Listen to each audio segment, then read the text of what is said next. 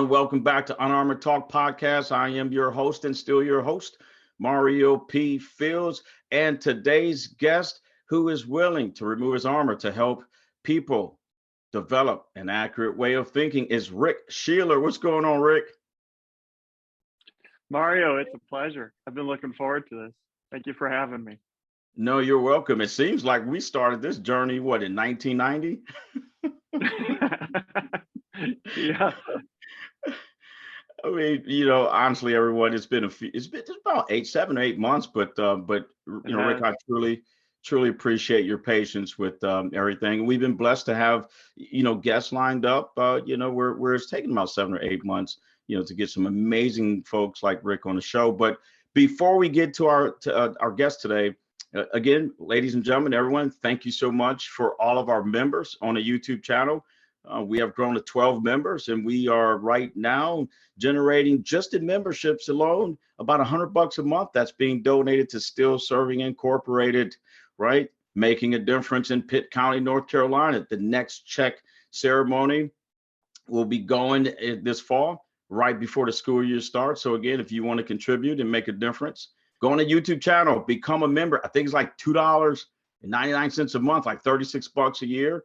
And let's make a difference with all the guests from Unarmored Talk, all the folks that get on the YouTube channel, and with me, your host. Enough about the admin stuff. We are done with that. I think it's time to get to the real star of the show, right? The real guest, Rick. Ladies and gentlemen, Rick is a veteran. Thank you for serving in the military, Rick. I appreciate that. It was an honor. Thank you. And he's also the founder and president of an amazing nonprofit. We're going to get to that here in a minute, called Mary's Bridge, and he does more. Rick, I don't have one of those special buttons, so I'm going to clap. Welcome to the show. It means a lot. Thank you, Mario. And I wanted to just say, I'm so glad you're all right. We met not long before you got sick, and to watch what you went through in your recovery and how well you've done is really an inspiration. No, I thank you. I have Christian beliefs, so I thank God too as well, my belief in God. But I appreciate it. But hey, can you tell the listeners and viewers just a little bit about yourself, Rick? Well, yeah, so I was in the Army, the infantry. I signed up for the infantry not knowing what I was getting into. And not long after stepping off the bus, I thought to myself, I think I made a mistake. But it turned out to be an amazing 3 years. I served in the Old Guard, which does a lot of the ceremonies for the Army and for the military. We did a lot of funerals, a lot of retirements. And then I went into the Color Guard. So I got to go to the White House and Congress and other just amazing places. It was a little bit like Forrest Gump, just being in the right place at the right time. And so I did that for 3 years, and then got out, went to college, got a degree in biotechnology, of all things, and then ended up in finance, which is kind of its own show, if you will. But I did work in biotechnology for a little bit, working on the human genome back in the 2000s. And so, and then part of that transition is we made a big move after I witnessed the plane hit the Pentagon on 9/11. So a couple other Forrest Gump moments, if you will. And so I've been in financial services for the last 20 years. And then about almost 5 years ago, we lost, when I say we, my daughter and I, my wife and I lost our oldest daughter, Mary, in a car accident. And that really shook us up. She was the second of 6 children. We have 6 kids all together. My oldest is now in the Air Force out in Boston. He's a second lieutenant. I learned my lesson going into the Army. And then our youngest is 10. So after losing her, that really changed things up, and did a lot of soul searching, which led to what we'll talk about a little bit today. But I'll take a pause there. No, and thanks for your son continuing that lineage of serving right in the military and the armed forces. So you truly appreciate that. And what you and your lovely bride has done is set a wonderful example, I believe, for your 6 children. And let's talk about Mary. Mary's Bridge nonprofit. I love the mission. Again, I'm 100% behind what you're doing. I'm also a new donor, ladies and gentlemen, and that's my choice, not Rick. I want to get behind him, and hopefully you guys do as well. Rick, how did it come about?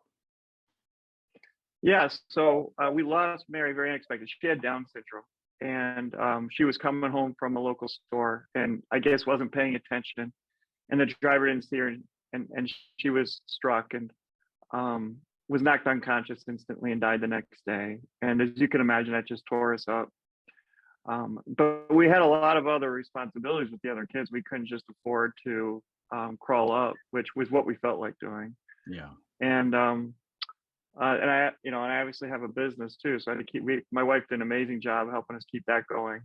And I eventually bought some property that was kind of isolated. My idea was I just wanted a place to go and think and be away from everything when I had a little free time. And I did that for about a year, just kind of cutting things and putzing around on the property. I had a house, but I still haven't spent the night there.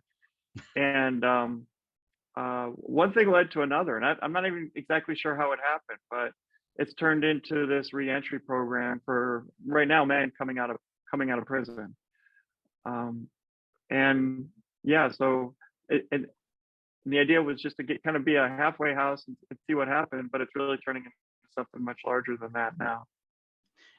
And when you just had this, and I just had this, imagination of you sitting on or you going out to this property Yeah, to get some peace and quiet. You go, man, I haven't even spent the night in this house. right. But why that, those people in need, why there's so many people in need in the world, but why those particular people in need?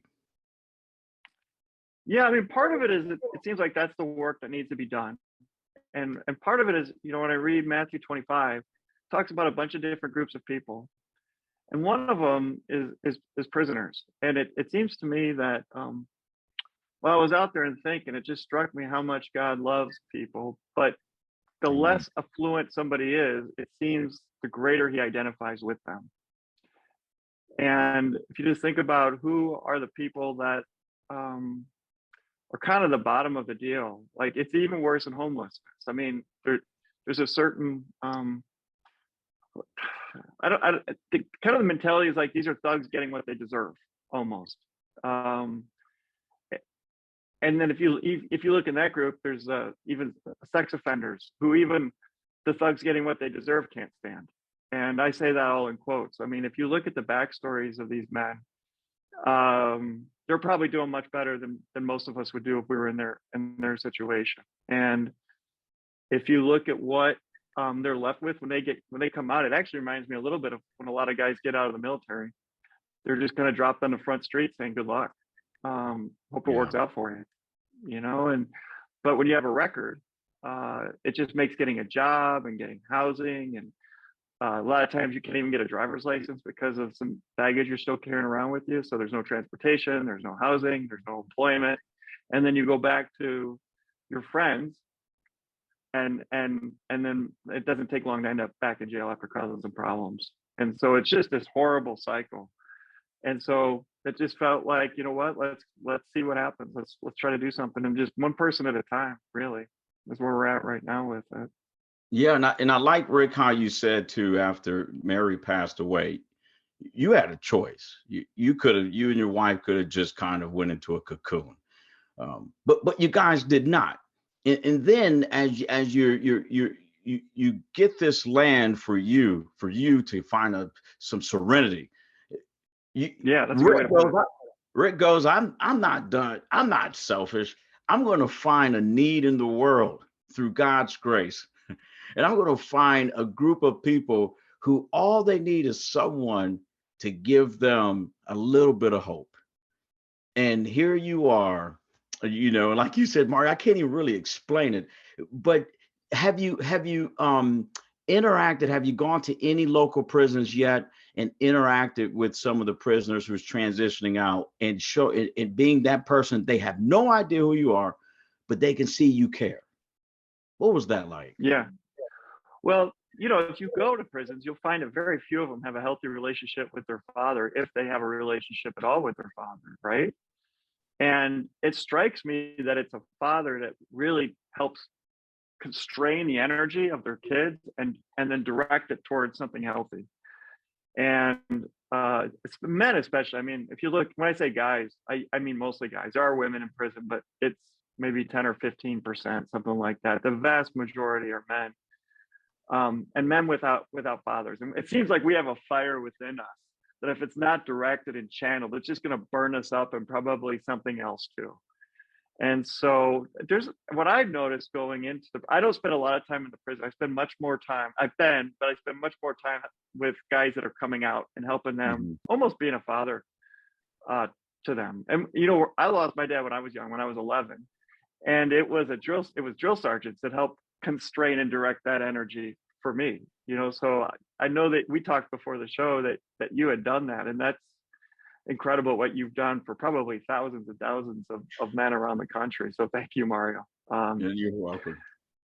And so we're trying to provide that same thing. And it's what I see is that it's not so much, even the ones that I see, it's not so much a malintent. It's they just don't understand the physics of how things work in life. It's like walking off a house and getting mad because you broke your leg. And it's like, well, I get that you want to walk off the house and not break your leg, but that's just the way that it works. Like, it's a guy who goes out, gets drunk, gets into a fight, and then he's in jail and going, I didn't start it. But the number of decisions that led to that outcome, at any point, it could have been diffused. If you get up at 6, you work hard, you go to bed, you do it again, your chances of getting in a fight at a bar have been greatly diminished. And so a lot of it is just helping people understand what good decisions look like. Yeah, and how that can lead to something good in their life. And I like that too. I know in the preamble of our Constitution, of the United States, it talks about posterity, and it's refreshing to meet, professionals who believe in doing things for not just the current generation, but for generations to come, and creating and setting conditions for success, no matter what state, right, no matter where you are in your life. I mean, I know we're not all perfect. I'm 5'2" and shrinking, so definitely, we all have our own challenges. And speaking of challenges, what are some of the challenges emotionally or physically that you have experienced starting up this nonprofit, finding it, and then watching it grow over, the year or so? Yeah, so we're just in the beginning, and it's totally crazy. I love how Elon Musk talked about starting his companies. He's like, the chances of it succeeding was almost zero, but he said something to the effect that if something's important enough, it doesn't matter how small the odds, you should still try. And I think that's pretty inspiring, personally. And so it seemed like the work needs to be done. And it seemed like I had the means to at least give it a shot. And I've been fortunate to have some mentors around me to help kind of point me in the right direction. But, it is crazy. Who knows if it works? But so far we have 2 residents, and we're trying to bring in a third. And we have a 3-bedroom house. I'd like to get it up to 5, but there are all kinds of. I just got a call from the parole officer today. We have a third guy who's looking to come in. He's got a sex offense, and we've got one guy with a sex offense, one guy without right now, and they just don't want 2 guys in there with that type of offense. Even though we're surrounded by all kinds of land. If letters go out to neighbors and nobody wants that. They don't want to get that. And if anything happens, there's all this risk involved. And so, there's constant challenges, but it's just trying to figure out how do you get around those? I mean, the other day, to give you an example, I get a call in the middle of the day from this parole officer saying, hey, if you're not here in 10 minutes, these guys are going to jail for 9 months. What? Yeah. Because before I had let anybody move in, I had bought some ammo and put it in a cabinet that I completely forgot about, and they found it. And yeah, they didn't like that too much. So I jumped off the meeting I was in and rushed over there. Fortunately, it's only 2 miles from my house, and I happened to be working from home, and straightened it out. But there must have been like 10 cops there, and both residents were in handcuffs. I mean, it was no joke. So, oh my goodness. Yeah. So there's, I don't know what I'm doing. I told him, like, I don't know what I'm doing. I just need work. And work that needs to be done, and we're trying. And we've created a lot of partnerships with different ministries and churches and businesses and the government. And but still, like, how do you, it's like starting a business. If you knew how to do it, then I mean, you can't wait to know how to do it to get started. That's part of the learning curve, in my view. In the Marines, we talk about courage a lot, being courageous, and that's in peacetime and if the nation needs us to go to war. But I used to always say, you don't need to be in the military to demonstrate you have courage. And Rick, just listening to your journey and going, look, here's the deal. I know something's got to be done. I don't know what that means, but I'm going to put some effort and work and collaborate to at least make an attempt to make a difference for someone transitioning out of, the prison system. And however that lands, I'm still going to pray and we're going to go for it. Man, I salute you for that. Wow. Well, I'm always praying for courage and wisdom. And I've started praying for humility too, because man, I let things go to my head so fast. But yeah, I mean, I think, I just feel like, there's all this political contention in the country. There's all this division. And, part of me feels like, gosh, if we just started getting to work, things would start getting better pretty fast. And in my view, a healthy democracy requires some things. It requires us to have a deep faith. It requires us to have a healthy family. It requires generous philanthropy. It just requires people, you and I know you believe in this too, to create a healthy country. Otherwise, governments and corporations take over everything, and that doesn't create the society that we want. Yeah, no, Rick, I appreciate. I used to say years ago, and just listening to you reminded me of this. I used to say, what can I do to make a difference every day I wake up? But now I don't say those words anymore. I say, what can be done? And listening to you, and even you and I getting together, it's people who care about people and what can be done together to at least make a positive impact worldwide while we're living. Rick, looking back from when you started, when this vision, this imagination, my friend, just popped in your brain, and now we can touch it, you conceptualize it. If you had to give the listeners and viewers anything looking back, what one or two things would you tell them? I would say that it's okay to kind of be in the desert, wandering around, not knowing what to do.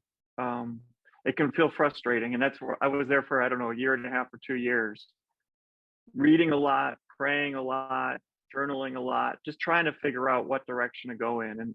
And looking back, God really uses that time in the desert to develop us and prepare us. And then something will pop up and just follow up on those loose ends. And it's interesting. This was just one of a bunch of loose ends that I pulled on, and one thing led to another. So, wow. I would say that embrace the wilderness. Well, you know the deal, everyone. It was a choice. He didn't have to do it. Rick did not have to do it, but he chose to dedicate some effort and time to make a difference while he's on this earth, and I truly appreciate it. There will be lots of banners with Mary's Bridge website in this video production. If you're listening to this production, it will be in the show notes. How else can people find you, Rick? Yeah, my website, which is marysbridge.org. It's a 501c3. I just want to say, if there are employers out there, if there are real estate owners out there, if you have an apartment building, just really take the time to get to know potential returning citizens or ex-cons. You might be surprised. I've been so impressed with some of the people that I've met that are part of that community. And I think there's still some bigotry when it comes to that. And I think we need to kind of open our mind and see the possibilities that are there. Thanks so much, Rick. And you guys heard it. None of us are perfect. And all we need is someone No matter what part of the journey of our life, just give us a chance. And Rick, you are doing that right now to 2 residents, and I believe there will be a lot more residents as you go down this journey. But thank you so much again, Rick, for coming on the show. I know you are having fun. I won't say busy because you are having fun changing the world, and I appreciate you and everyone. So again, it's been a couple of weeks, and then we'll get ready for the next episode in a couple of weeks. But until then, you guys be safe. God bless every single one of you and your families, and we'll see you soon.